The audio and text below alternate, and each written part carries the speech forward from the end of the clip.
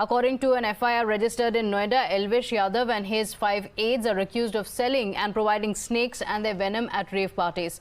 As of now, the Noida police have arrested 5 accused linked to the case, but Elvish Yadav still remains at large. According to the FIR, Elvish Yadav used to supply snake venom at rave parties and collected a hefty amount for the venom supply for intoxication. नहीं, हमारा कोई communication नहीं है और हम उसको जो तथ्य अभी ये दिए हैं, हम पहुंचे तो वहां तक कि इसमें सच्चाई कितनी है और कितना गलत है ये, तो जब वेरीफाई हो जाएगा तब आगे चीजें स्पष्ट। सुबह खबर निकल के आ रही थी कि पुलिस की टीमें बनी हुई हैं, पुलिस जा रही है जांच करने, जो बनी हुई है वो जांच करने के लिए, क्योंकि इतना वाइड स्कोप है कि सोशल मीडिया का भी है, मोबाइल का भी है, लोकेशंस के भी हैं, कई सारी चीजें जिनको वेरीफाई करना है। सवाल तो ये खड़े होंगे कि क्या पुलिस का यू टर्न हो रहा है इस पूरे मामले में? सुबह जिस तरीके से बातचीत निकल के सामने आई, अभी आप तथ्यों की बात कर रहे हैं, तो लोग तो जाहिर से बात सवाल पूछेंगे नोएडा पुलिस का क्या इस पे है? भाई, नोएडा पुलिस तो अभी इन्वेस्टिगेशन कर रही है, जब हम किसी कंक्लूजन में पहुंचेंगे तब बता देंगे। The case came to light after the BJP MP Menaka Gandhi had complained to the Noida police alleging that Elvish used these endangered species of snakes at rave parties and demanded the immediate arrest of the YouTuber. Meanwhile, Elvish Yadav rubbished the allegations leveled against him and said that there's no iota of truth in them. He also added that he is ready to cooperate in the probe if the allegations are proven. ये जो बंदा है, इसके ऊपर हमारी नजर बहुत दिनों से है, क्योंकि ये जो अपने फिल्में खींचता है, फोटो खींचता है और लगाता है यूट्यूब पर, उसमें वो सांप अक्सर पहनता है। तो फिर ये सारे के सारे सांप इंडेंजर्ड स्पीशीज हैं, हेडलाइन में रहने के लिए कुछ भी करने के लिए तैयार। जितने भी आरोप मेरे ऊपर लगे हैं भाई, सारे बेबुनियाद हैं, सारे फेक हैं।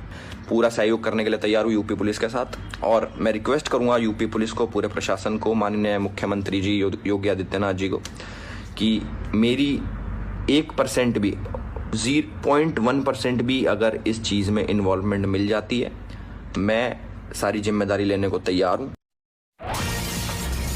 So while the investigation is ongoing, politics also peeking over the same. Sanjay Raut has now reacted to the same. Listen in. इस देश का सबसे बड़ा ड्रग्स माफिया, जो सांपों का जहर भी बेचता है और रेव पार्टी में उसका इस्तेमाल किया जाता है, वो महाराष्ट्र के मुख्यमंत्री के वर्षा बंगला पर आता है, उसका आदरातिथ्य किया जाता है, उसके हाथों से मुख्यमंत्री के निवास स्थान पर गणपति की आरती की जाती है। हाँ, उनका जो स्वागत हुआ भव्य, क्या मुख्यमंत्री के पास कोई यंत्रणा नहीं है, इंटेलिजेंस नहीं है कि आपके बंगले पे कौन आता है, कौन जाता है?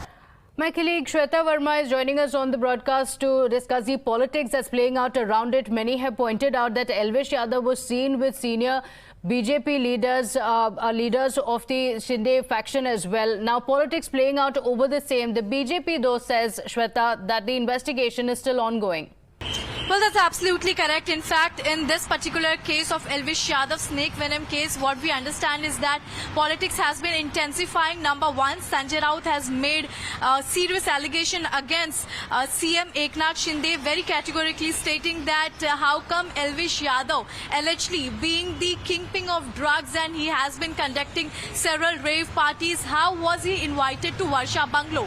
And how is the state intelligence not aware of the whereabouts and what does Elvish Yadav exactly do? And when he was in fact invited to Varsha Bungalow, CM was very well present there and he was greeted in a grand manner by CM and his co-leaders as well, and Aarti was done by his hands, putting a huge question to this entire scenario during the Ganpati Visarjan time also.